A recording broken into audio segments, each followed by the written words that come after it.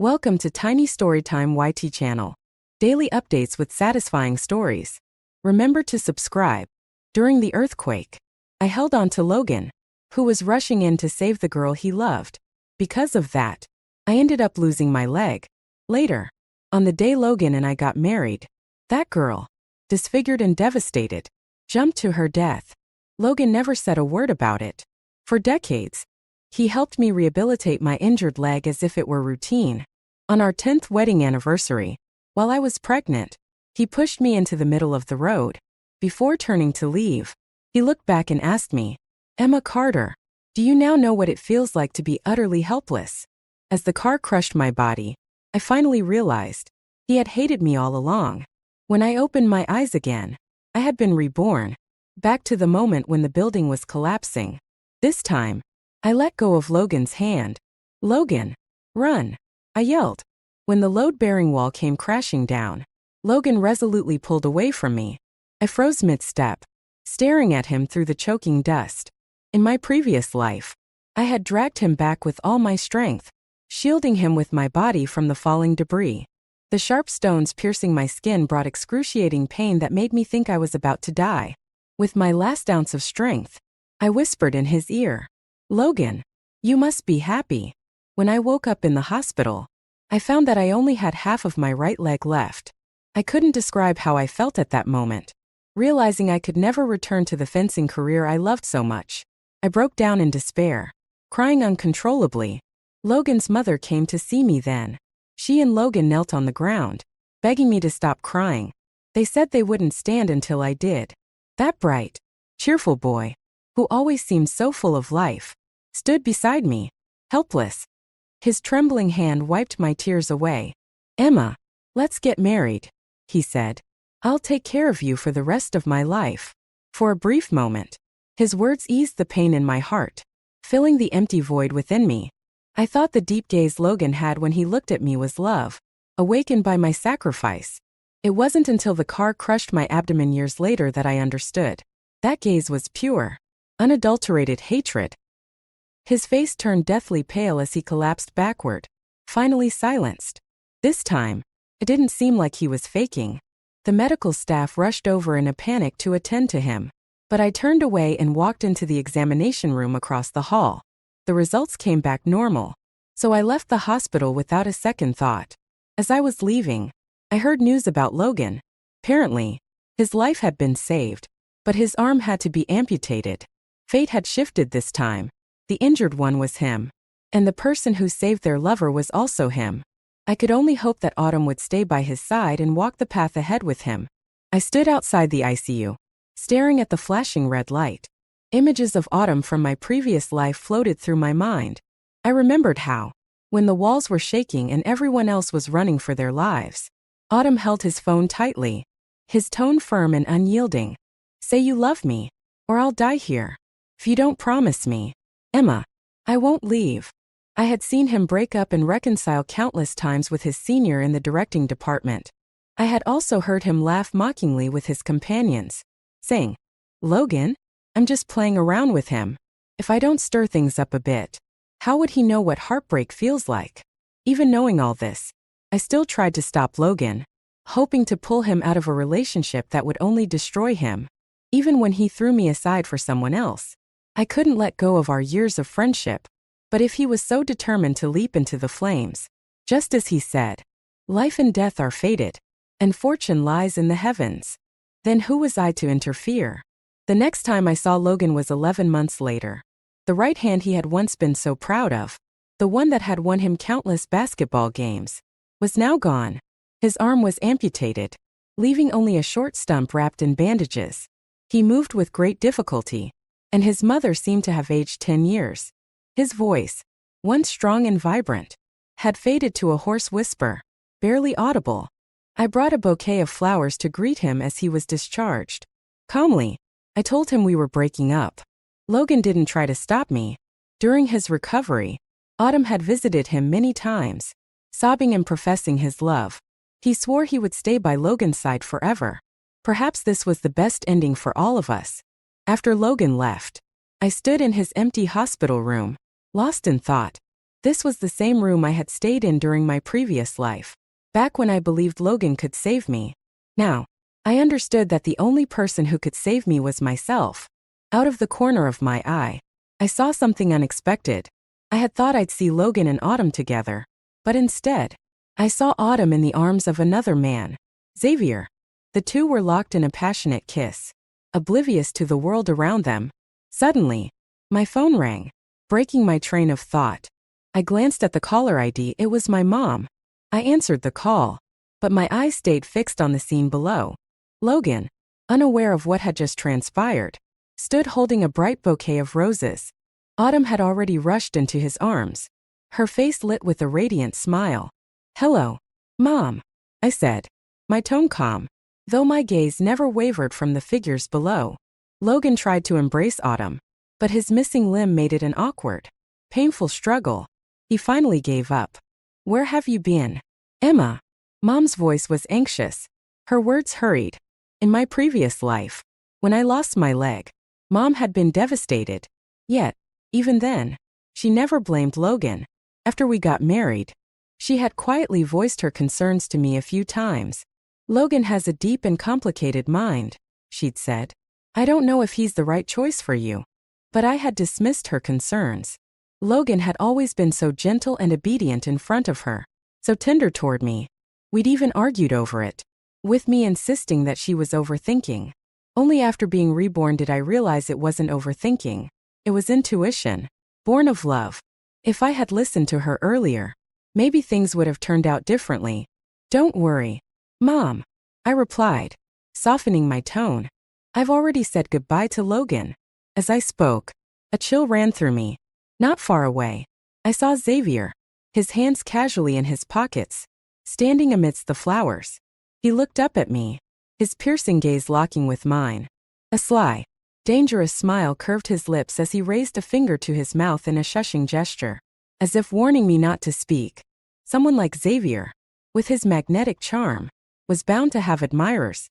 Even among the dazzling stars of the performing arts department, he stood out.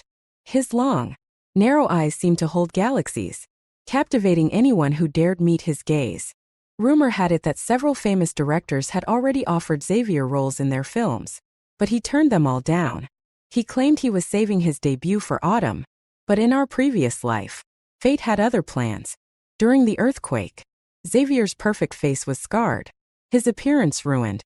Back then, Logan had abandoned me during my post-surgery recovery to secretly visit Xavier. But Xavier refused to see him every time. Logan thought it was because Xavier was ashamed of his disfigurement or because I had forced Logan to marry me.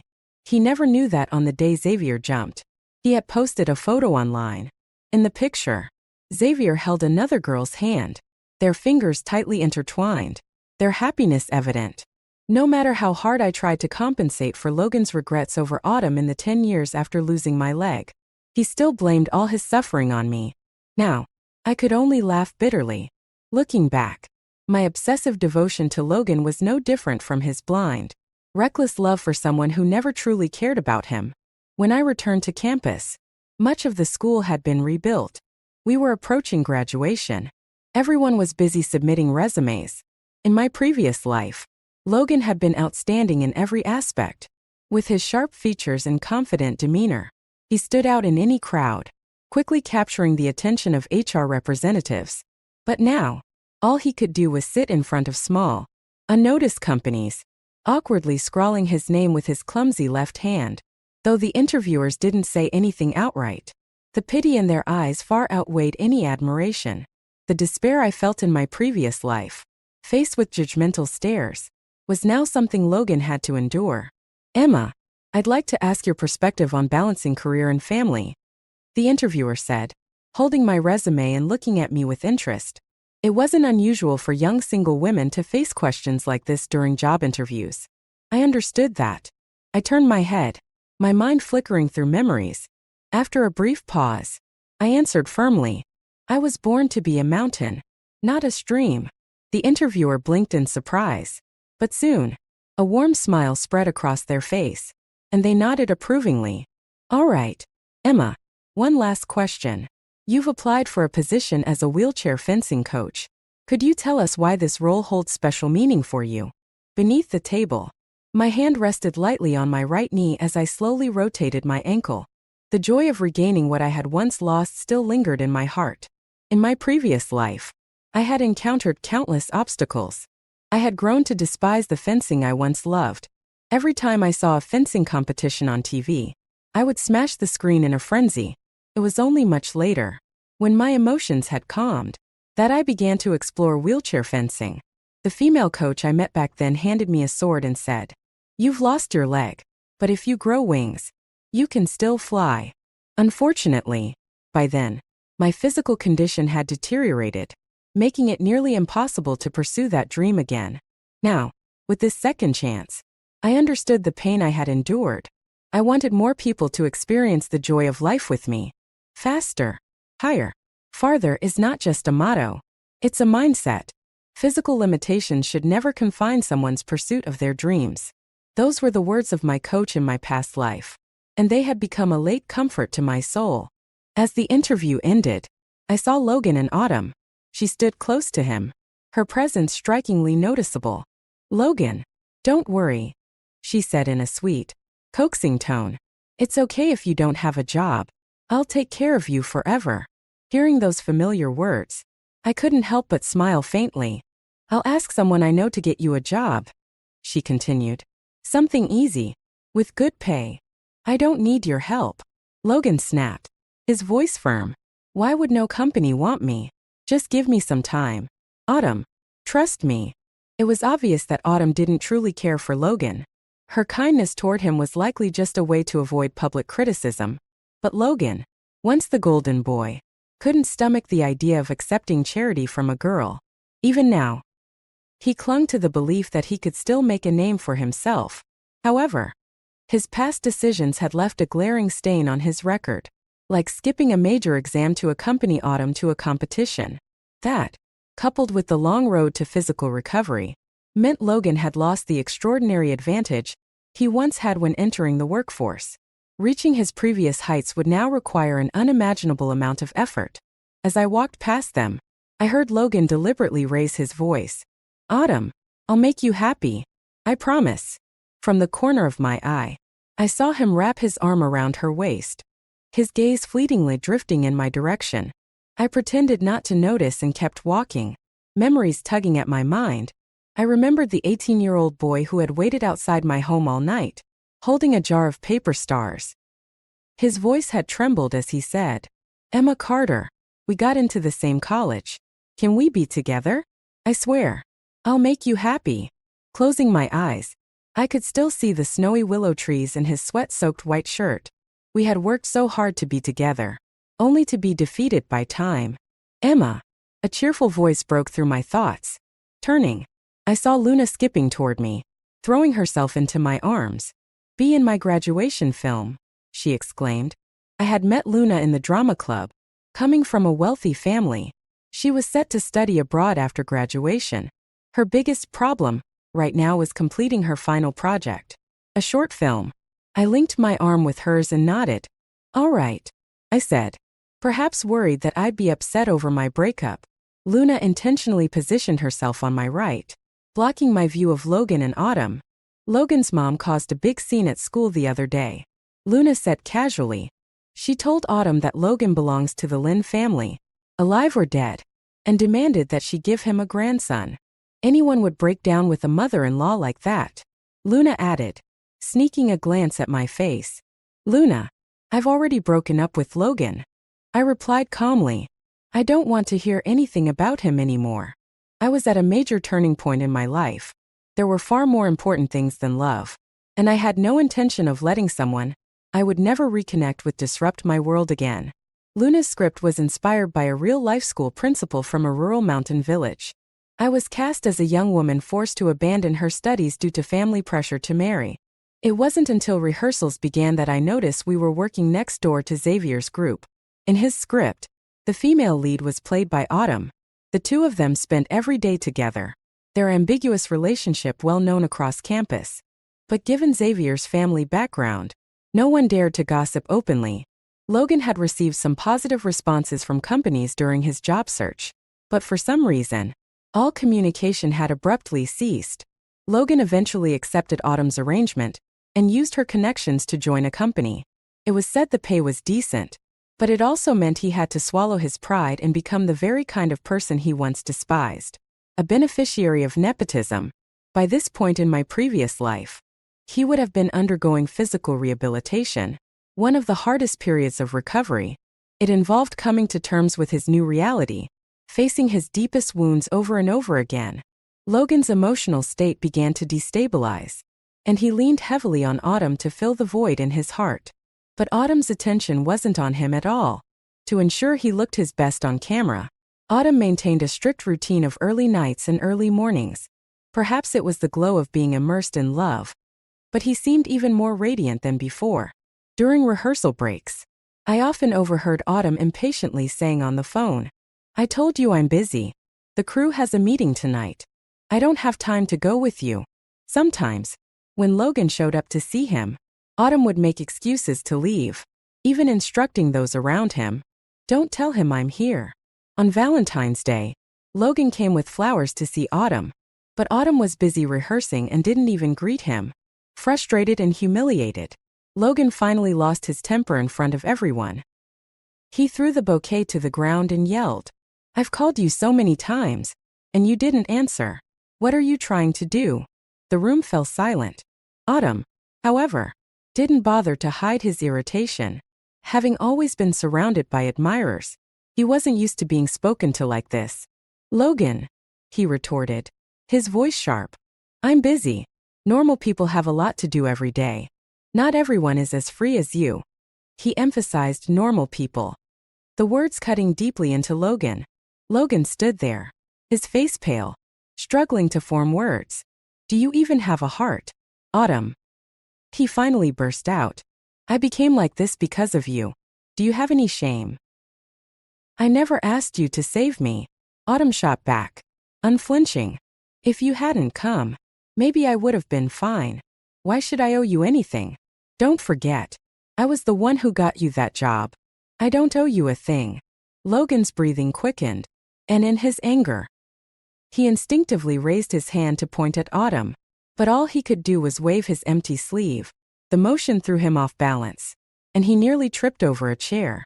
From a distance, I watched Logan, once the prodigy admired by teachers, standing defeated in the middle of the crowd, bearing the weight of humiliation and betrayal. I lowered my gaze, unable to watch any longer. Only after losing something does one truly understand its value. Autumn, always protected and shielded, would never realize how much worse off he would have been without Logan. And Logan would never understand that if I hadn't pulled him back that day, his fate might have been even worse. It was no surprise Logan didn't thank me in the past, just as Autumn didn't thank him now. That day's rehearsal was thrown into disarray. After everyone left, I stayed behind to practice my moves. In the short film, I played a martial artist who had left the mountains, performing fencing techniques at the end of the movie. But after being reborn, my movements were rusty, and I had to practice repeatedly to regain my skill. Eventually, the stage lights dimmed.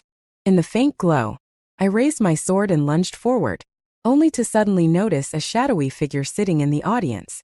"Who's there?" called out, startled, almost dropping my sword. "You're quite skilled," a familiar voice replied. It was Xavier. His dark eyes gleamed in the dim light, almost ghostly. "Logan doesn't deserve you," he said plainly. I assumed he was here to warn me to keep quiet about what I'd seen earlier. So, I spoke first. "If you're worried about me saying anything about you and Autumn, don't be. I won't." He laughed softly, his expression easing into a relaxed, slightly intoxicated smile. "Autumn isn't the right fit. You'd make a much better lead." He stepped closer, the scent of alcohol and perfume lingering around him. "You're tough, like wild grass," he said, his tone low and almost teasing. I frowned and stepped back. Xavier had always considered himself an artist, with his family's wealth giving him an air of arrogance. Women around him often tolerated his advances for their own reasons, but I wasn't one of them. "I don't need anyone to validate me," I said coldly. "My choices are my own, and they're none of your business." I began removing my costume, intending to leave, but Xavier grabbed my sleeve and pulled me back. Emma Carter, he said softly, has anyone ever told you that you're different? If we were together, don't you think Logan would be devastated? Wouldn't you like to see him come crawling back to you? For a fleeting moment, I was tempted, but I quickly suppressed the thought. I didn't need a man's pursuit to prove my worth, nor did I need anyone's regret to affirm I was good enough. My worth doesn't depend on any man or woman. I said firmly, I don't want anything more to do with Logan, and if you bother me again, I won't hesitate to make everything I know public. It won't end well for you, either. With that, I removed my costume, turned, and left the theater.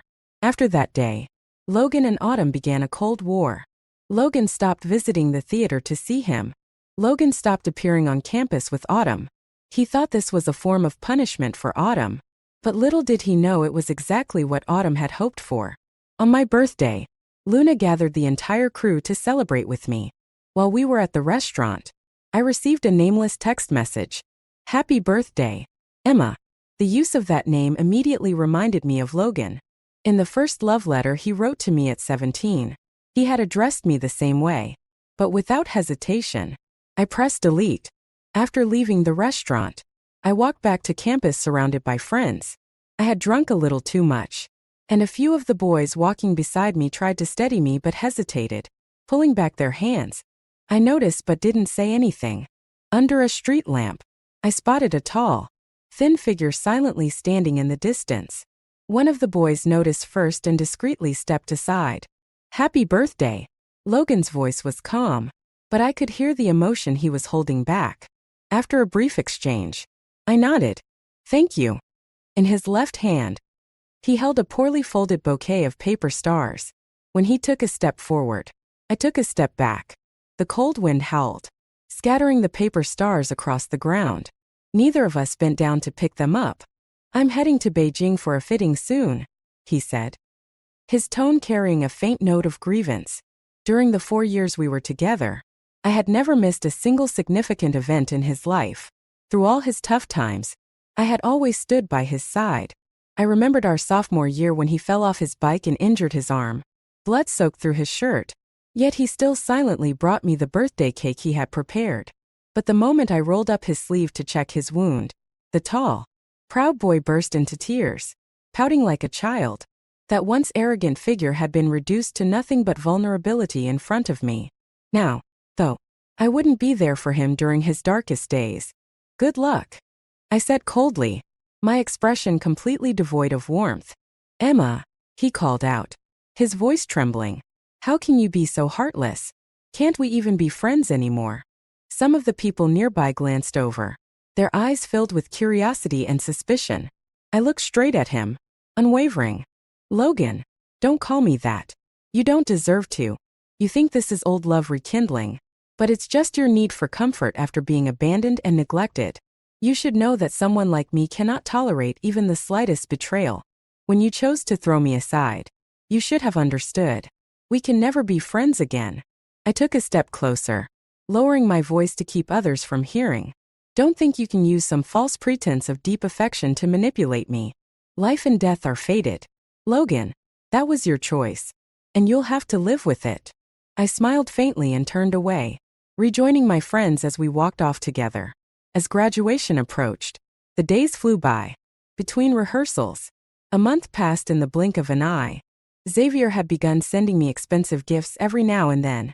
Sometimes it was a designer ring hidden in my bag, or a limited edition dress that was impossible to buy. I knew this wasn't love at first sight. It was just a game for Xavier, something to pass the time. I ignored him. I had already received an offer to work as a coach for the provincial fencing team. According to the plan, I would start training a newly formed team soon. 3 months later, I was set to lead them to a major competition. On Autumn's birthday, Logan suddenly reappeared.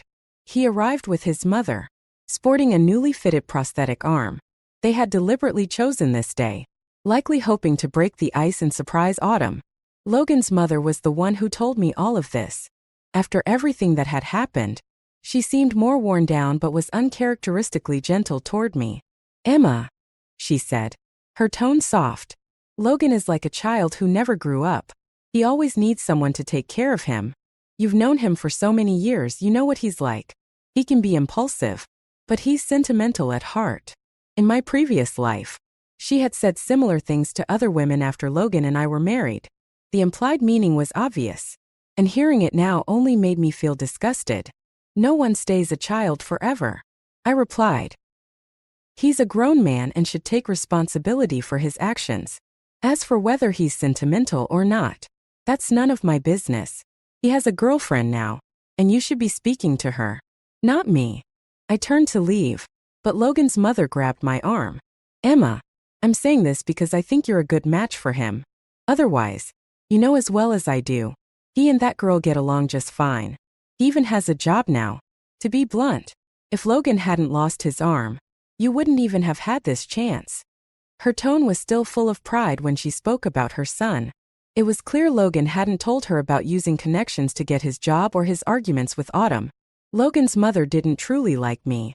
She just thought Autumn was too unreliable and wanted me to clean up the mess. I wasn't unfamiliar with Logan's mother's attitude, so I wasn't surprised. What did pique my curiosity was how someone like her, unable to tolerate the slightest grievance, would clash with someone as entitled as Autumn. Would sparks fly? I could only hope they succeeded in their happily ever after. Good luck to them, I said with mock sincerity. You don't need to waste your time trying to pair us up. I don't deserve your precious son. Logan's mother snorted in disdain, grabbed her bag, and stormed toward the door. But as she reached out her hand, I noticed her fingers, rounded and swollen like drumsticks, a clear sign of clubbing, indicative of severe heart issues. I immediately held back any further harsh words, worried that continuing would only upset her more. Just as she opened the door to leave, Logan's voice floated in from the hallway, accompanied by boisterous laughter from a group of people. I crouched down, pretending to tidy up some props. Luna came over and told me that Logan had booked a large restaurant, and many people from both production teams had gone to join the party. I had no intention of attending. After packing my things, I left the theater. These days, I spent my time coaching at the provincial team and had no interest in keeping up with these dramas. As I reached the school gate, an ambulance rushed past me, heading toward the performance hall. Groups of students were running in the same direction, their voices filled with excitement and urgency. Hurry! I heard a senior from the acting department was caught cheating on her boyfriend.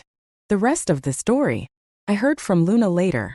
That day, a crowd had gathered around Logan and his mother as they eagerly pushed open the dressing room door. What they found inside was Autumn and Xavier, disheveled and embracing. They were deeply engaged, Luna said, quoting a literary phrase with dramatic flair. Completely unaware of the world around them, Logan froze in place, utterly stunned, unable to utter a word. His mother, on the other hand, turned pale with rage. She charged at Autumn, grabbing his hair and trying to hit him. Autumn retaliated with a swift kick to her chest, sending her sprawling to the ground. Logan tried to intervene, grappling with Xavier in a chaotic scuffle. The entire scene was recorded by someone in the crowd who had been holding up a camera, hoping to capture a surprise video. I waved a hand to signal Luna that I didn't want to hear more, but she continued regardless. That's not all, she exclaimed. In the chaos, someone pushed Autumn, and he fell to the ground, bleeding heavily. I choked on the water I had just sipped, coughing in disbelief. Apparently, Autumn was 3 months pregnant. He lost the baby. I was utterly shocked.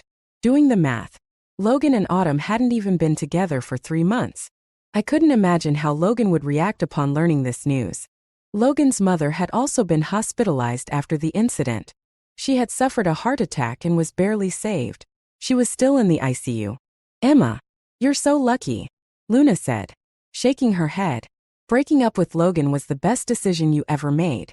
Look at the mess they're in now. Don't you dare get involved. She continued passionately, her words a bit sharp but clearly spoken out of loyalty to me. Logan was only ever successful because he was with you. He never appreciated it. Serves him right to end up like this. All right, Luna, I interrupted gently. Let's not bring up Logan anymore. To me, he's just someone I've known for a long time. Nothing more. To change the subject, I pulled out my phone. Look at this, I said, showing her a video of one of my students. The screen displayed a young girl, paralyzed and wheelchair-bound, confidently raising her sword and landing a flawless thrust against her opponent. Before joining our team, she had nearly succumbed to her parents' pressure to marry a deaf-mute man she had never met. Learning fencing had given her the courage to stand up to her family and say no. "Emma, you're amazing," Luna said, her eyes misty with tears as she hugged me tightly. "When I become a director, I'll make a movie about your story." Graduation assessments arrived as scheduled. Luna's short film was a great success. In the final scene, a group of girls clasped hands, reciting loudly, "I was born to be a mountain, not a stream." As their voices echoed, I donned my fencing gear and demonstrated my swordsmanship on stage. In that moment, atop the figurative peak, I looked down on the mundane struggles I had once endured. A flash of imagery crossed my mind: a speeding car, a woman sitting helplessly in a wheelchair, her tearful eyes filled with despair as she murmured, "Help me. Someone. Please save me." Across the uncrossable chasm of time, I answered her question. "I'm here to save you. I can save you." And with that, the chaos of traffic noise faded. The swell in my stomach calmed. I regained my legs and stood tall once more amidst the billowing dust. Pulling myself to safety. Reborn. I vowed to love myself properly this time. The audience erupted into thunderous applause. Among the crowd, I saw Logan. He sat there, tears streaming down his face, completely overwhelmed. The first person to stand and present me with flowers was, surprisingly, Xavier. I watched as he carried a bouquet so large it nearly obscured him entirely. Walking toward me, "Emma Carter, you're stunning today," he said, his voice smooth. At the center of the bouquet was a card with bold words. "Emma Carter, I like you, but I didn't take the flowers." In the end, Luna stepped forward as the event organizer and accepted them on my behalf. "Thank you for your support," she replied politely. As I packed my belongings backstage, a figure appeared at the door, staring at me. When I turned, it was Logan. He approached slowly, opening his arms with visible effort. "Emma, we're about to graduate. Can I hug you?" We both knew that after this moment, we would likely never see each other again. Seeing the mechanical arm peeking out from his sleeve, I softened just a little. "Emma," he choked, his voice trembling, "be happy. In this second chance at life." Those were the very words he said to me. How ironic. Fate had truly played its hand, twisting our paths in such unexpected ways. If you had pulled me back when I rushed in that day," he stammered, "maybe everything would have been different. I would have realized my mistakes. Emma Carter, I'm sorry. I was wrong." His lips trembled as he lowered his head, tears falling helplessly to the floor. I smiled faintly. "Logan," I said, "a coward who can't face their actions isn't worthy of respect. If you didn't regret it, I might have respected you a little more. But you don't need my forgiveness, because I'm irrelevant to you, just as you are to me. The best thing for both of us is to never meet again." I zipped up my bag and walked out of the dressing room. This time, all the shadows of my past had finally come to an end. After leaving school, I rarely paid attention to news about the others. I heard, through Luna, that Logan's mother suffered massive blood loss during surgery and barely survived. Autumn's family had stormed into Logan's home, causing chaos. After losing his job, Logan couldn't afford the medical bills and had to borrow money from old classmates. Meanwhile, Xavier sent me endless messages through my brother and directly to me.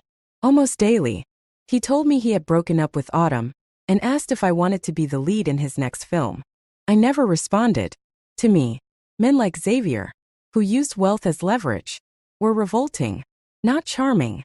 I was busy coaching my team for an upcoming competition, barely keeping up with the demands of the job.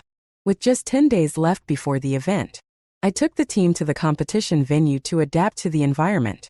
Paralympic athletes often needed more time to familiarize themselves with the setting. During the journey, I was filled with nervous energy, worrying over every possible mishap.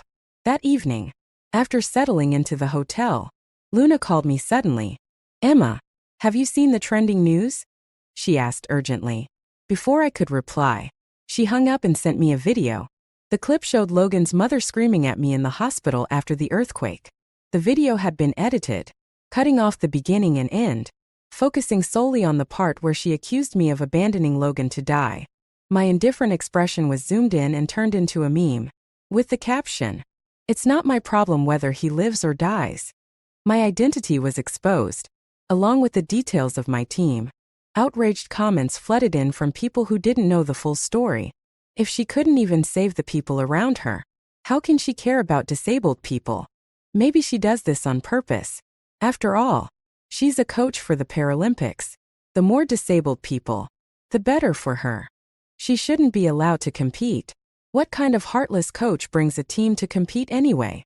The attacks escalated, targeting not just me but my team members. "Who did you offend?" Luna asked, her voice filled with worry. "This video surfacing now is too coincidental. Someone's clearly targeting you." Her words brought me back to my senses. I immediately searched online for the original post. Underneath the reshares, I found a familiar profile picture. I remembered it well. It was the same avatar Xavier had used in my past life when he posted the photo that drove Autumn to despair. The moment I recognized it, a chill ran down my spine. Xavier's family was powerful. Using such despicable methods to manipulate public opinion was entirely within his capabilities. His motives were now crystal clear. As my mind raced, an unfamiliar number called me. "Emma Carter, have you seen the trending news?" Though the voice was distorted through a modifier, I immediately recognized it as Xavier's. "What do you want?" I asked coldly. "Resign as a coach and join my film. Otherwise, it's not just your reputation that will be ruined. I can ensure your entire team won't be able to compete." The line went silent. I sat alone in the dark room, lost in thought. Xavier had always been unpredictable and unhinged. If I refused, I couldn't imagine how far he'd take this. This was a critical moment for everyone on my team. I didn't want my personal issues to jeopardize the competition they had worked so hard to prepare for. But this job meant everything to me. It was the opportunity one had dreamed of, the role I knew I was qualified for. "Emma, have you thought about where the video came from?" Luna's voice snapped me out of my thoughts. I replayed the events of that day in my mind. Back then, my memory was hazy, but aside from Logan and his mother, there hadn't been anyone else familiar present. Unless someone close to me had deliberately leaked it, no one else would have thought to use this against me. Who could it be? After a moment of contemplation, I dialed Logan's number. "Emma," he answered, his voice anxious. It wasn't me who leaked the video. His hurried denial only deepened my suspicion. "It was your mother, wasn't it?" I asked, my voice trembling slightly. The silence on the other end was answer enough. "Emma, I'm sorry," Logan finally admitted. "She's already been through so much. I couldn't blame her anymore. I'll take full responsibility for everything. I'll explain everything. Tell the whole truth." "Okay." I let out a cold laugh. "And what authority do you have to explain? How will you prove your version of events? By the time you manage to clarify everything, the damage will already be irreversible." "What about the full video?" I pressed. "Can you find it?" The only way to quickly end this public uproar was to release the complete footage, including Logan's explanations. The video was bought by Xavier, Logan admitted reluctantly. He paid for all of my mother's medical expenses in exchange for the footage. Now, only he has the right to release it. Hearing Logan's voice, once so familiar and beloved, now felt cold and distant. My phone slipped from my hand, hitting the floor with a dull thud. The provincial team quickly contacted my superiors. The head coach called me personally.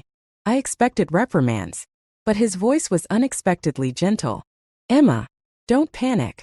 We're working on a solution." His words brought back the memory of my interview, where I had said, physical limitations should never be a barrier to pursuing one's dreams. My team members had endured so much to get here. For many of them, this competition was their one and only chance. If they didn't win a medal to qualify for nationals, they'd face the grim reality of returning home to arranged marriages and uncertain futures. This wasn't just my dream, it was theirs as well. Could I really let Xavier destroy everything? "Coach you," I said quietly. "Put the blame on me. I'll step down as the coach so the team can compete without issue. We'll figure things out after the competition." But deep down, I knew that compromising now would leave a permanent stain on my career. It would be nearly impossible to recover from this. Still, looking at my team, who had given everything they had to reach this point, I couldn't bear the thought of being the one to ruin their chances. I packed my things and called Luna. Luna, where are you? I need to. Before I could finish, Luna's excited voice cut me off. Emma, there's been a reversal. Check the trending topics now. News of the full video being released had quickly climbed to the top of the local trending list. In the footage, Logan's tearful explanations and the bystanders' harsh accusations were laid bare. Public opinion shifted almost immediately, turning its focus to the connection between Logan and the mysterious Autumn. Within half an hour, all traces of the trending topic were erased. A mundane entertainment headline replaced it at the top of the charts. It was a swift and efficient cleanup, leaving no doubt that someone powerful was pulling the strings behind the scenes. If Autumn's true identity were revealed, finding Xavier wouldn't be difficult. Clearly, Xavier didn't want the situation to escalate further. But who had released the full video? That remained a mystery. After this incident, Xavier didn't contact me again. Preparations for the competition continued at a rapid pace, and the controversy seemed like nothing more than a minor hiccup in the process. The competition went exceptionally well. My team performed beyond expectations, with all 3 top spots claimed by our athletes. Under the dazzling stage lights, the girls smiled and cheered, pushing their wheelchairs and hugging each other tightly. The mountain girl on our team won the championship. Soon after, advertising companies reached out to sponsor her training expenses for the future. Amid the celebration and applause, I received a call. When I answered, a voice I hadn't expected to hear greeted me. Emma Carter, you're amazing. The voice was distant yet familiar, pulling me back to my previous life. In that dark hospital room, I had suffered from chronic insomnia, unable to sleep through the long, agonizing nights. One evening, a TV program aired a live news segment featuring a reporter's voice, steady and warm, that somehow brought me a rare sense of peace. For weeks, I relied on that voice to lull me to sleep, until one day, the news reported the reporter's tragic death. A fall from the 17th floor of a hospital. They claimed he had been overwhelmed by despair after witnessing too many injured victims during the earthquake. The broadcast replayed clips of his interviews, his comforting tone filled with hope and encouragement. But the more I thought about it, the less the story made sense. Something about his death felt off. Now, hearing that voice again made my eyes well up with tears. We arranged to meet at a small cafe. Did you release the full video? I asked. The man sitting across from me introduced himself as Chen Jing. His round face and calm demeanor gradually overlapped with the cameraman I had briefly glimpsed when Logan's mother confronted me at the hospital. I was relieved that the tragedy of my past life hadn't repeated itself. I did, he said, his voice as gentle as ever, like a stream flowing through my heart. Why did you help me? I asked, still wary. If Xavier had this kind of evidence, he must have ensured the original footage was tightly controlled. It wouldn't be easy for anyone to access, let alone release it. Chunjing smiled faintly. Let's just say I had my reasons. There was no reason for him to risk offending Xavier just to help me. My daughter is paralyzed, Chunjing said softly, lowering his head as he began to explain. On the day of the earthquake, we had planned to go to the park together, but I had to leave for an assignment, leaving her and my husband at home. Later, she was crushed under a fallen pillar, and both her legs were broken. And your husband? I asked cautiously. Chunjing gave a faint, bitter smile. He was at a hotel downstairs with someone else. I only found out about that later. I couldn't help but recall the hospital he had fallen from in my past life, wondering if it was the same place where his daughter had been treated. My daughter loved dancing, he continued, his voice trembling. Her teacher said she had talent and even wanted to recommend her to the best dance school. He paused, choking up. She was so young. How could she accept this? She resisted treatment and was in a terrible mental state. Chunjing looked up at me, his eyes glistening. During post-disaster reconstruction, I attended your university's fall recruitment event and heard you speak. I told my daughter what you said, and I showed her videos of wheelchair fencing. That night, She cried for a long time. The next morning, she told me, "Mom, I can still dance, even in a wheelchair." Chun Jing's voice broke as he continued. She handed me her suicide note along with that declaration. I stared at him, stunned. If it weren't for you, she might not be here today. And without her, I don't know what would have kept me going. Images of black and white photos from my previous life flashed through my mind. My chest tightened as I realized how much had unfolded without my knowledge. This was an ending I had never foreseen. Xavier contacted me, Chun Jing admitted. He offered a huge sum for the video, but I told him the camera malfunctioned that day. I didn't have the footage. I had heard about his daughter's expensive treatment, as well as his ongoing divorce battle with his ex-husband. He hadn't mentioned any of this, but I knew how desperately he needed money. If it weren't for you, he said firmly, his voice regaining strength, I wouldn't have found the courage to keep going. I used to blame myself, thinking I wasn't good enough to keep my husband or to protect my daughter. But your words reminded me, we were born to be mountains, not streams. Why stop at a small ditch in the path? What I should do is make him pay for what he's done. Chun Jing stood and looked at me, his gaze unwavering. If your story needs a twist and a savior, I hope it's a woman. We don't have to be fools, fighting and bleeding over men. Our arrows can aim at cowards too. With that, he left. The next explosion of entertainment news came while I was attending the wheelchair fencing team's celebration dinner. This time, Xavier was at the center of the scandal. The release footage came from Autumn's birthday party, showing him and Autumn disheveled and scrambling apart. The camera then caught Logan entering with flowers, his face full of confusion and betrayal. The triangle of their relationships was dissected and debated, eventually igniting a storm of public opinion. I didn't know how Chun Jing had managed to obtain the video from Xavier's inner circle, but I knew one thing for certain. Those who betray will eventually be betrayed. Those who pursue personal gain will ultimately crumble under their own weight. Autumn's acting career collapsed before it could take off. The internet compared his current face to the one in the video, struggling to reconcile the two. When I saw his recent photos, I barely recognized him. The breathtaking beauty he had once possessed was gone. His manager publicly revealed that Autumn had undergone multiple cosmetic surgeries after his breakup with Xavier, each one worsening his appearance. At barely 20 years old, his face had already become unnaturally stiff, his natural charm completely destroyed. Without his looks, he became a magnet for criticism, his reputation in tatters.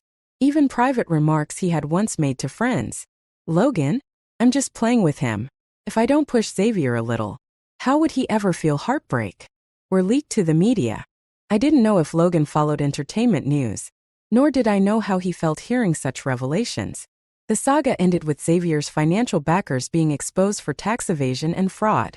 One of them, a prominent figure, was revealed to have engaged in numerous affairs. Evidence provided by his ex-wife led to his downfall. He now faced legal consequences. As the news segment concluded, the familiar voice of Chun Jing came through the screen. This is Chun Jing, reporting live. We'll continue to follow the developments in this case. Her voice was clear and calm, carrying a hint of relief, as though a heavy burden had been lifted. Years passed before I saw Luna again. She returned from studying abroad, now a successful director. To avoid her family's constant pressure to marry, she focused on her career, which unintentionally catapulted her to fame. She approached me one day, beaming with excitement. That movie about you? It's finally in production. Her class had produced many talented directors. Though the once famous Xavier had fallen into obscurity, no one even knew his whereabouts anymore. Do you have any specific lines you'd like to include in the script? Luna asked. I wrote a single sentence for her. Many years ago, someone gave up on themselves, telling me, life and death are fated. Fortune lies in the heavens. But I want to tell you, your fate is in your own hands, not the heavens. I also requested that the story feature my first group of students as its inspiration. The once skinny, dark-skinned girl from the mountains had since become a Paralympic champion, competing in tournaments year after year. He would send me a photo each time. In every picture, the girl's vibrant smile shone with life, a beauty not inferior to Autumn's, but filled with an unmistakable vitality. Many of the students I had coached were invited by Luna to attend this performance. Those girls often said I was their savior, someone who rescued them from despair and gave them courage to face life's challenges. I could empathize with them, but the truth was, my original goal had simply been to save myself. Yet, in the quiet moments of the night, I would hear the words of that woman in the wheelchair echoing in my mind. A person who strives to save themselves, who works hard to love themselves, radiates a courage they never even realize they possess. And it's this strength the world truly needs. That strength, I thought, is what makes someone the hero of their story.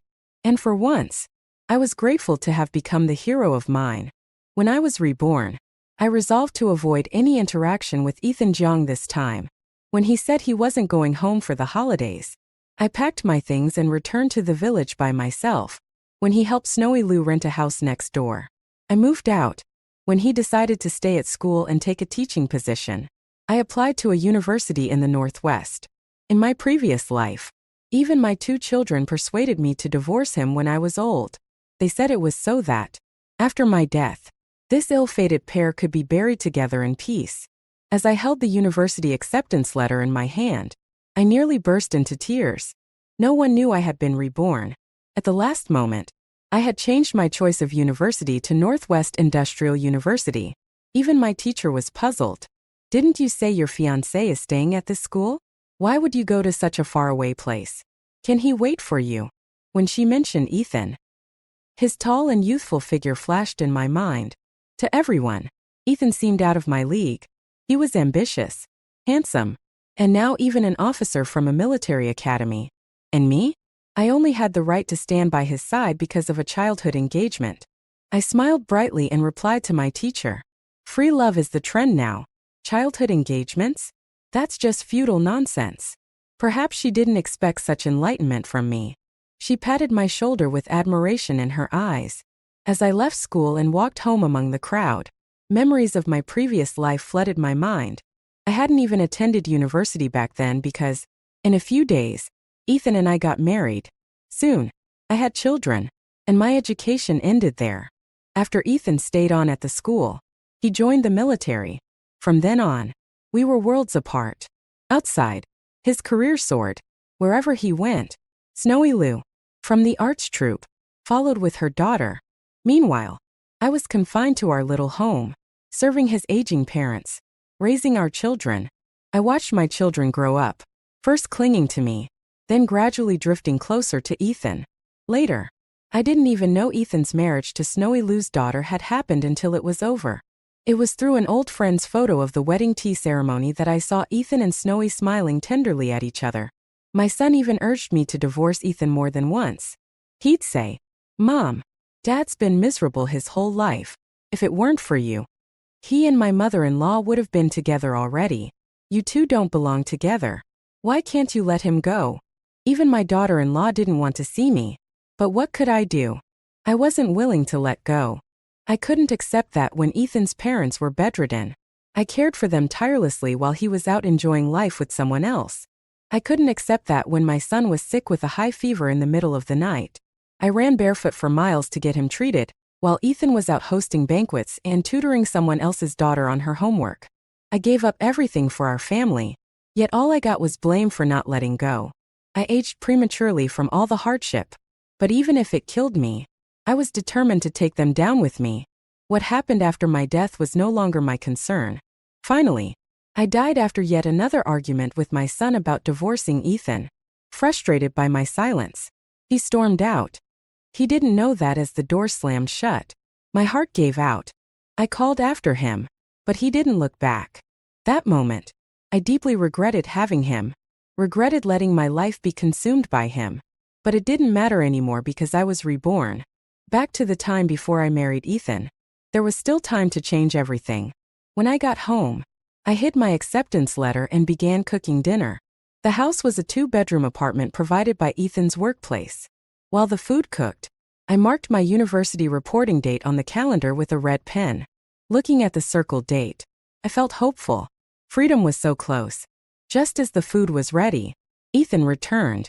As expected, Snowy Lou came in with her child trailing behind him. "I'm sorry to bother you again," Sister-in-law, Snowy said with a smile. Her fair complexion, oval face, and bright red coat made her look captivating. Her daughter, clearly accustomed to visiting, cheered and went straight to serve herself a bowl of food from the pot. One for herself, one for Ethan, and one for Snowy. None for me. When I came out of the kitchen, the three of them were already sitting at the table, laughing and chatting like a family. But the moment they took a bite of the food, all three spat it out simultaneously. "Mommy, it's so salty."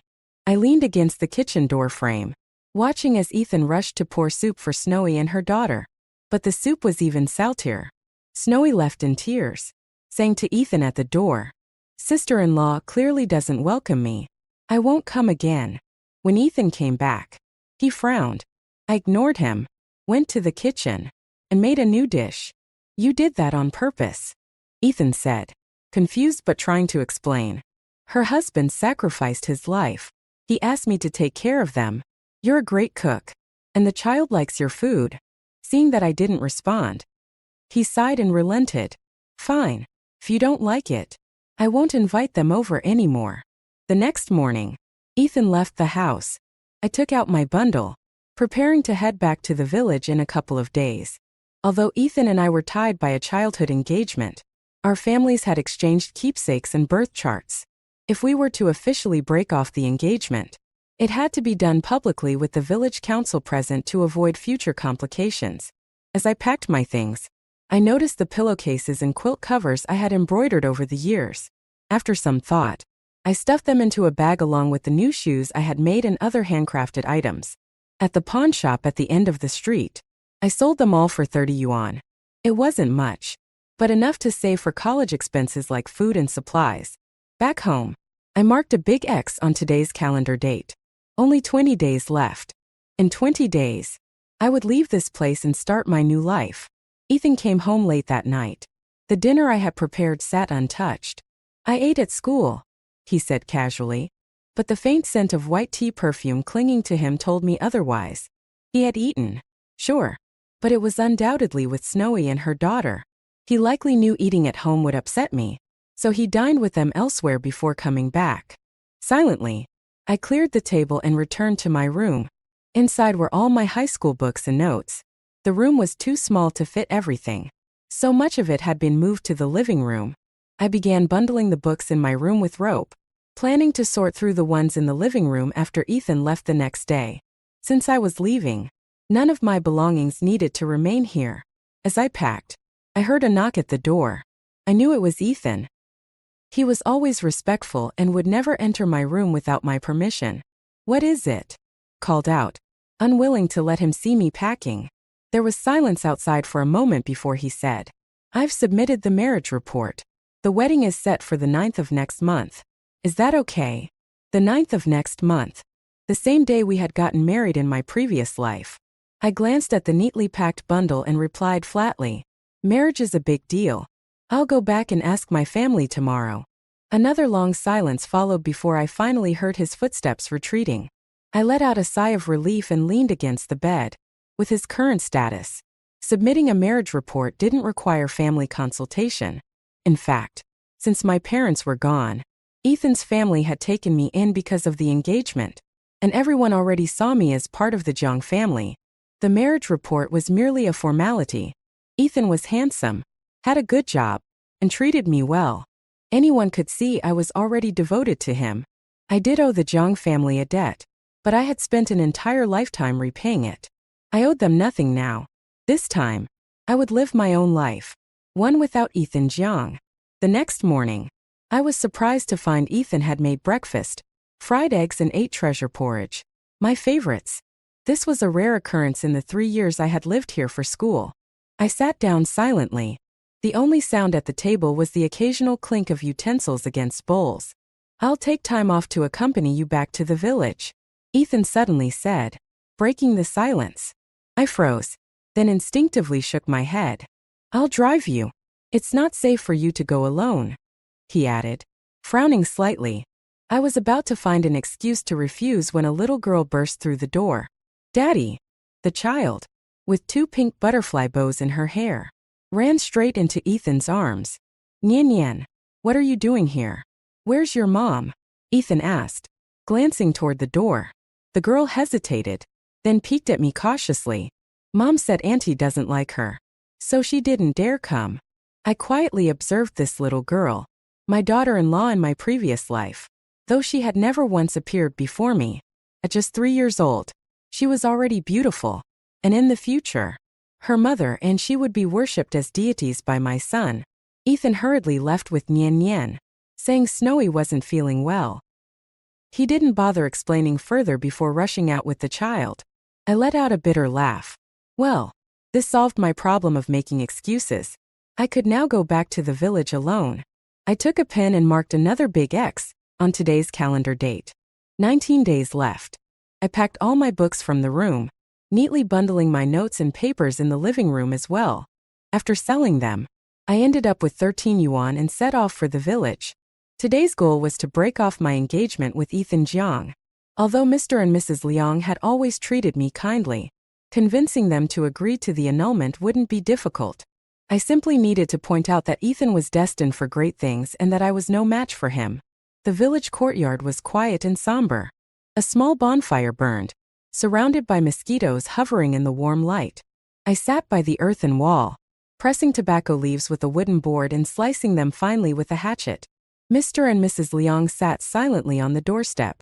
After a while, they sighed deeply and began persuading me. Aru, even if his heart is elsewhere, you're still engaged to him. If he dares not marry you, I'll make sure he regrets it. Your parents asked us to take care of you before they passed. How can you? They trailed off, exchanging glances when I remained silent. Why are you so stubborn? Fine. Let's go to the council. I followed them quietly.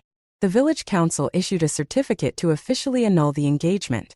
In front of the elders, I also retrieved the keepsakes exchanged during the betrothal. Letting out a soft breath, I helped the Liangs back home. I knew they only wanted the best for me. By all logic, Ethan was now the most eligible bachelor around. Even his parents couldn't understand why I insisted on breaking things off. But I couldn't explain. I couldn't tell them about the misery of my past life. How even my only son had ended up being Snowy's child, handed over to their family while I lived a lonely, desolate life. The engagement was successfully annulled. Mrs. Liang said, "From now on, you're like our own daughter." I hadn't mentioned to anyone that I was planning to attend university in the Northwest. Instead, I stayed home with the Liang family for half a month. When it was time to leave, Mr. Liang walked me all the way to the village entrance.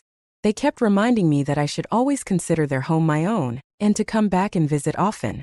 When I reached the town to buy my bus ticket, I found they had slipped 200 yuan into my bag. Tears streamed down my face uncontrollably. When I returned home, the first thing I did was mark 15 large red X's on the calendar. Only 4 days left. Just 4 days until I could leave this place and start anew. As I carried my luggage to my room, I heard the door open. Ethan had just come back from work. And as usual, Snowy and Yan Yan were with him. "You're back." Ethan sounded surprised to see me.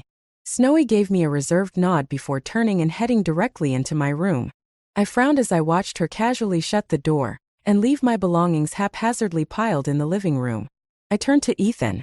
He hesitated before explaining.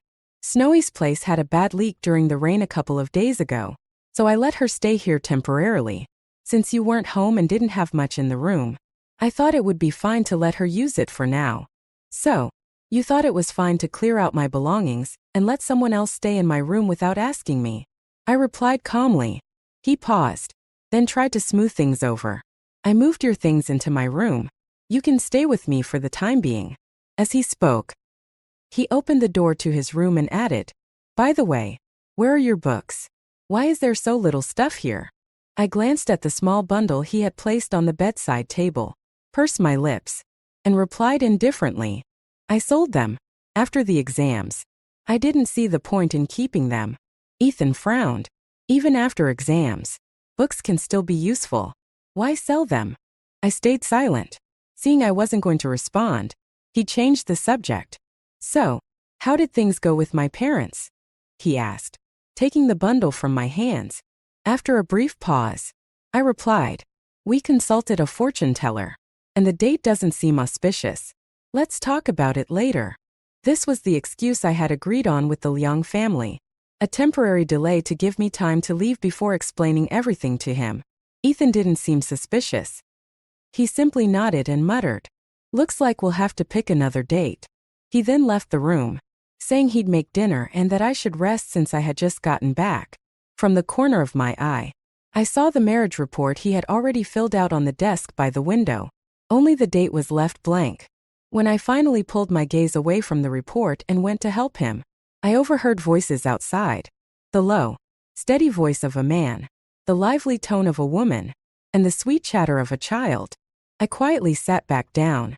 Truthfully, now that our engagement was annulled, it wasn't appropriate for us to continue living together, especially not in the same room. But with only 4 days left, finding a suitable rental was impossible.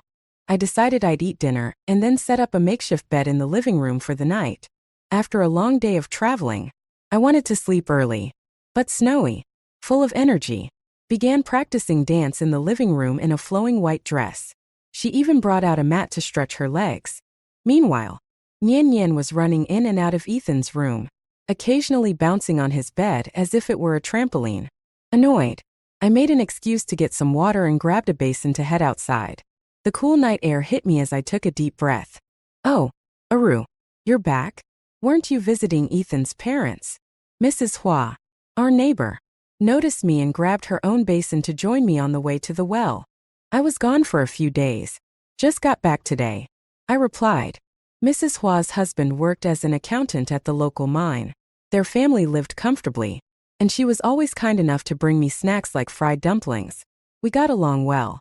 Mrs. Hua hesitated, looking back at my house before pulling me a few steps forward. Once we reached the well, she tapped my forehead with frustration. "I can't believe how naive you are. Aru, that woman is no good. Her husband's gone, and yet she's out flaunting herself everywhere. And you, how could you let someone like that into your home?" She sighed dramatically before continuing. "Ethan is a catch, a man every woman would want. Letting her stay is just asking for trouble. Are you out of your mind?" I let her ramble, and soon she revealed that Ethan had told everyone it was my idea to let Snowy stay. Apparently, I had felt sorry for Snowy as a widow and asked Ethan to bring her and her daughter over after the disaster. I laughed bitterly. Ethan must have been worried about gossip and used me as a shield. But with only a few days left, I didn't want to waste energy arguing with him about it. I simply smiled and said nothing. On the way back, Mrs. Hua repeatedly urged me to kick them out, saying she'd gladly help if I needed it. Despite her nosy curiosity, I knew her intentions were good. When I returned to the house, the living room was empty. I grabbed my clothes and headed to the bathroom, only to find it filled with unfamiliar women's toiletries. My usual soap and towel had been shoved into a corner near the trash bin, replaced by 2 towels and a collection of shampoo and hair accessories. "Oh, Auntie, Nian Nian needs the bathroom. Can you step aside?" A sudden shove nearly knocked me off balance. My head hit the doorframe with a thud. Meanwhile, Snowy Lou was already holding Nian Nian and helping her relieve herself. After finishing, Snowy glanced at me still standing in the doorway and said softly, "Sister-in-law, could you please move? You're blocking the way." Her voice was gentle, but the smugness and contempt in her eyes were unmistakable. I didn't budge. "Apologize," I said calmly. Snowy froze, clearly not expecting this response from me. But she had a good daughter. Nian Nian, who already disliked me, immediately rushed forward and gave me a hard shove, then burst into tears. "You're bad. You're mean. You're bullying my mom. You're a bad person." Ethan rushed out of his room upon hearing Nian Nian's cries. "What's going on?" he asked, his voice anxious as he scooped the sobbing child into his arms. Snowy's eyes reddened as she explained softly, "It's my fault. Nian Nian needed the bathroom urgently, and sister-in-law was inside, so I asked her to move. That's all." Ethan looked at me disapprovingly, though he said nothing in front of Snowy. Instead, he soothed Nian Nian. "Don't cry. Don't cry. How about this? Auntie will apologize to you." "Okay." As Nian Nian continued to fuss, Ethan carried her back to his room, promising to get her some candy. Snowy gave me a faintly triumphant look and followed him inside. I stood silently, listening as the child's wails gradually quieted. Expressionless, I finished my shower and carefully gathered my belongings, putting them into a basin. When I returned to my room, Snowy and Yin Yin had left. A box of brightly colored candies sat on the bedside table, clearly meant for the child. Ethan paused his tidying when he saw me enter. "Let's talk," he said, his tone suggesting he wanted to reason with me. I could already guess the speech he had prepared, about understanding children, letting things go, and even apologizing. I sat down, pulled out a tissue, and dabbed at the wound on my head. Then I held up the blood-stained tissue for him to see. The sight of the red stain made Ethan choke on his words. His face turned pale, then flushed, and he looked visibly uncomfortable. "I'll sleep in the living room tonight," I said, grabbing my bedding and heading for the door. "Wait," Ethan called, grabbing my arm. "The bed is free. Why go to the living room?" He assumed I was upset about what had happened earlier and sighed, pulling me back inside. "Yin Yin is just a child, and Snowy didn't mean anything by it. You're an adult. Don't be petty. Guests are guests. I know you don't like Snowy, but she's had it tough. Don't make things difficult for her." "Okay." I let out a cold laugh. "So you brought her here and even told people it was my idea?" Ethan froze, opening his mouth but unable to respond. I smiled bitterly. "See? No matter how you dress it up, your intentions are clear." Out of respect for the Liangs and not wanting to ruin his career, I decided not to escalate things further. That night, Ethan ended up sleeping on a makeshift bed in the living room. The next morning, I packed my belongings early, planning to find a hotel and return later to pick up the rest. When I opened the door, I saw that Ethan had already prepared breakfast. Yin Yin, upon seeing me, let out a disdainful hum and moved the food closer to herself and Snowy. Ethan came out of the kitchen with a plate of fried eggs and smiled awkwardly when he noticed the situation. "Good morning. Come over. I made fried eggs." He then turned to Yin Yin and coaxed, "Be good, Yin Yin. Share some with Auntie." "Okay." I ignored them all and walked out of the house. The nearest hotel was just down the street. I booked the cheapest room available, 21 yuan for 3 days, and paid the deposit. On my way back, I bought some steamed buns and fried dough sticks from a nearby breakfast stall. When I returned, I was greeted by a shocking scene. My carefully packed bundle had been opened, its contents scattered across the room. Even worse, my university acceptance letter was in Yin Yin's hands. She was folding it into a paper airplane at the table. My head buzzed with anger. "What are you doing?" I yelled, snatching the letter away from her. Startled, Yin Yin fell off the chair and began crying loudly. Her piercing cries brought Snowy rushing out of the other room. "What are you doing? Who told you to bully Yin Yin?" she demanded, shoving me aside as she scooped the child into her arms. I was trembling with rage as I carefully unfolded my acceptance letter. "Me? Bullying her? Do you even see what she's done? Who gave you permission to touch my things? Get out of here." Snowy stood up, holding Yin Yin and glaring coldly at me. "Get out? You're not even married to Ethan yet. You have no right to call the shots here." She walked to the door, then paused and smirked. "Even if you do get married, you'll never win against me." With a loud slam, the door shut behind her. Snowy's hostility always emerged when Ethan wasn't around. In the past, I had felt inferior and intimidated by her beauty and status as a star performer in the arts troupe. I used to think I could never compare. But now, having lived through it all once before, I was finally at peace. Why should I compare myself to her? In Ethan's heart, Snowy would always come first. But was Ethan the entirety of my world? I could go to college. I could contribute to my country's development.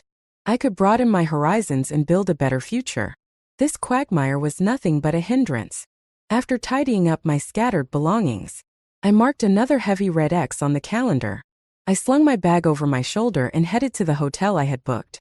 When I first regained my memories after being reborn, I had considered causing a scene at Snowy Lou's workplace. She had ruined my previous life, and it felt impossible to let go of the bitterness in my heart without confronting her. But then what?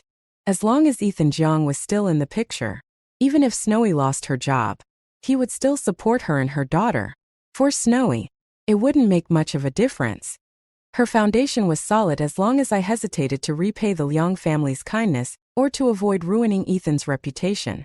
Snowy would always have the upper hand. Besides, the real problem wasn't Snowy. It was the man himself. Snowy's husband had plenty of comrades. Yet none of them felt the need to care for her and her daughter as excessively as Ethan did, or to act as Nian Nian's godfather. That said it all. At the hotel, I unpacked and quickly organized my belongings. I then pulled out a piece of stationery, preparing to leave Ethan a letter, setting aside the countless ways he had failed me after our marriage, and the entanglement with Snowy Lou that lasted a lifetime. I decided to focus only on the 3 years I had spent here in high school. During that time, he had covered my living expenses and even helped me with my studies on occasion. For that alone, I felt I owed him clarity about our situation. In the letter, I explained that I had already annulled our engagement and had been admitted to another university. I made it clear that from now on, our paths would diverge, never to cross again. Halfway through writing, I heard a knock at the door. Thinking it was the hotel staff, I opened it, only to find Ethan standing there. He looked disheveled, as if he had been running around all day. Upon seeing me, he let out a heavy sigh of relief. "Thank goodness I found you. You're okay. That's all that matters," he said. I was silent, expecting him to scold me. Instead, he added, "All right, don't be angry anymore. Come back with me." Without waiting for a response, Ethan squeezed into the room and started packing my things. I quickly pressed the half-written letter under a book, but his gaze fell on a silver bracelet in the bundle. He picked it up, his expression changing. "Why do you have this bracelet?" I froze, annoyed that I hadn't hidden it better. Earlier, when Nian Nian rummaged through my belongings, a bell from the bracelet had come loose, and I had repaired it. The bracelet was the token of our childhood engagement, and I had taken it back when I annulled the engagement. Ethan's face grew tense as he examined it. "This bracelet should be with my mother. How did it end up with you?" I scrambled for an explanation, but before I could speak, he chuckled. "I see. My mom must have given it to you to bring over for me." He put the bracelet back into the bundle. "Just keep it for now. We're getting married soon anyway. What's mine is yours. You might as well hold on to it." I exhaled in relief, but my hand stayed firmly pressed on the bundle. Ethan frowned. "Are you still upset?" Nian Nian was wrong, but she's just a child. Snowy didn't mean anything by it, either. She was so worried about you last night that she went out looking for you alone. She even hurt her knee and is resting at home now. He paused, then continued. "Honestly, I don't understand why Nian Nian always behaves well, but the moment you're around, there's conflict." Ethan seemed ready to keep lecturing, but I stared at him with a calm expression, cutting him off. "You know," I said with a faint smile, "this afternoon your daughter rifled through my things. I told her to stop, and do you know what your Snowy said? She told me I had no right to speak to her daughter that way. She even said that, even if I married you, I'd never win against her." Ethan's face stiffened, his complexion shifting between pale and flushed. "What? My daughter? She's my goddaughter," he said, trying to clarify. Ignoring him, I continued. "You keep using the excuse of caring for a fallen comrade's family to justify being close to her. But if your late comrade knew this was how you cared for his wife, do you think he'd rest easy in his grave?" My sharp words pierced through Ethan's self-deceptions, and his face darkened. He staggered slightly, as if physically struck. After a long pause, he said hoarsely, "Fine. If you're not coming back, stay here and think it over. I'll come back for you in a few days."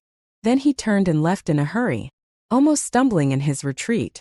"I've never thought of abandoning you," he muttered as he left. "I'll go file the marriage report when I return." I shut the door behind him, my face emotionless. How laughable. To him, filing a marriage report was some grand favor, a blessing I should be eternally grateful for.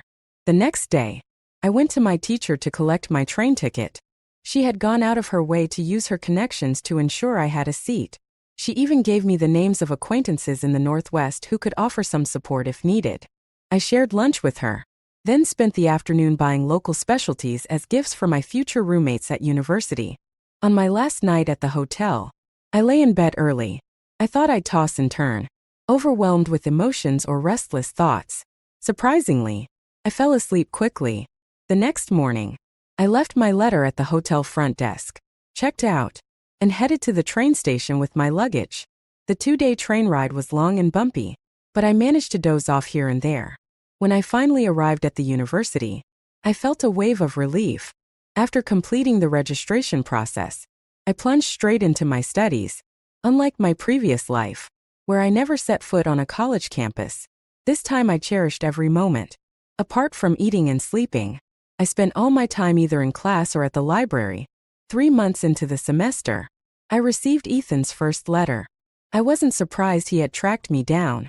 A month earlier, my teacher had written to tell me that Ethan had visited her and learned where I had gone. His letter declared that he did not agree to the annulment and insisted that I had always been his wife in his heart. He claimed there was nothing between him and Snowy and assured me that he had already sent her away and would never see her again. He wrote that he was waiting for me to return. Enclosed with the letter was 100 yuan. I tucked the letter away without replying, leaving the money untouched. College life was busy, and I had no time for distractions. I originally planned to find a part-time job. Although my grades were excellent and I had received a scholarship, my monthly living expenses were still a heavy burden. When my teacher learned of my plan, she scolded me and began sending me 50 yuan every month. In her letter, she explicitly stated that this was a loan, not a gift. At the end of the letter, she playfully added, "Don't worry, your teacher's wife knows and fully supports this." For some reason, tears suddenly streamed down my face. In my past life, no matter how much pain or regret I endured, I had never cried. I had been consumed by hatred and despair but never allowed myself to shed tears. Yet now, they flowed freely, as if some long-held dam had finally burst. I cried so hard that even my roommates were startled and rushed to comfort me. After that cathartic release, I threw myself into my studies with even greater determination. Ethan's letters arrived monthly, each accompanied by 100 yuan. In the final month of the semester, one of his letters stated, "I know you won't want to come back, but wait for me. I'll come to spend the new year with you." But Ethan never came, and the letters suddenly stopped. Later, my teacher informed me of the reason. Ethan had married Snowy Lou. The teacher's letter explained that it had caused quite a stir. Ethan had originally applied for a transfer to be near me, but someone accused him of inappropriate relationships. Since I had already left and there was no victim to verify the claims, the matter was swept under the rug. However, Snowy lost her job as a result of the scandal, and Ethan had no choice but to marry her. The teacher concluded with a heartfelt remark, "I feel an immense sense of relief for you. You're fortunate to have escaped." And I knew she was right. In this life, I was indeed lucky. I had been given the chance to rewrite my future, to steer clear of the quagmire of my past. A year later, I received another letter from Ethan. The first sentence read, "I'm sorry." He explained that the person who had reported him was actually Snowy herself. When she discovered Ethan's transfer application, she begged him to stay. When he refused, she took drastic measures, betting on her gamble, and winning. Ethan admitted that only later did he realize the significance of the dates I had marked on the calendar in our shared apartment. For the longest time, he had thought those marks represented my anticipation of marrying him. I smiled faintly and burned all his letters. As for the money he sent, I returned it to my teacher, asking her to forward it elsewhere. 2 years later, before I even graduated, I joined the National 201 project, dedicating my life to my country's development. I no longer looked back. Understand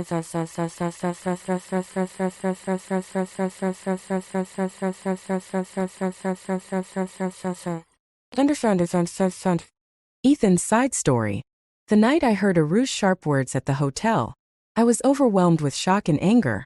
When I returned home, I locked myself in my room for 3 days, consumed by turmoil.